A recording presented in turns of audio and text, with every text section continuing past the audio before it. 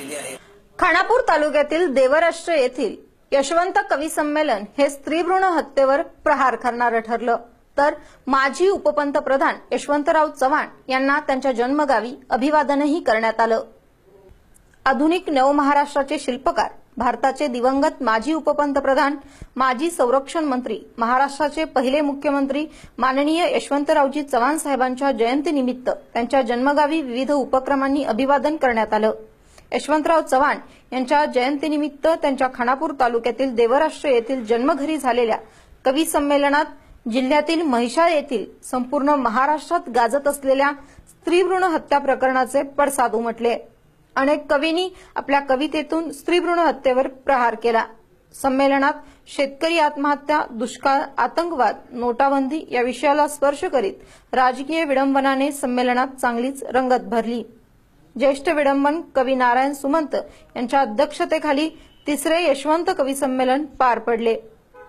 स्वारी भानावर आली, हे उलात होतय दगड स्वारी भानावर आली, बारमधीच कळलं राती मन नोटामध्ये झाली, दहीपतीर चालू या आणि अधीर चालू या आणि गळ्यात लिचेल काउंटरवरती ठेवून आलो या, घरात नोटा खिशात टाकून आलो या, कळतोय चिंग चिंग चिंग चिंग चिंग चिंग चिंग चिंग चिंग चिंग चिंग घट्ट चिंग चिंग चिंग चिंग चिंग चिंग घट्ट चिंग चिंग चिंग चिंग चिंग कळतोय चिंग चिंग चिंग चिंग चिंग चिंग घट्ट चिंग चिंग चिंग चिंग चिंग चिंग चिंग घट्ट चिंग चिंग चिंग। आधुनिक महाराष्ट्र शिल्पकार यशवंतरावजी चव्हाण साहेब यांची देवराष्ट्र ही जन्मभूमी आहे आणि 12 मार्च हा त्यांचा जन्मदिवस।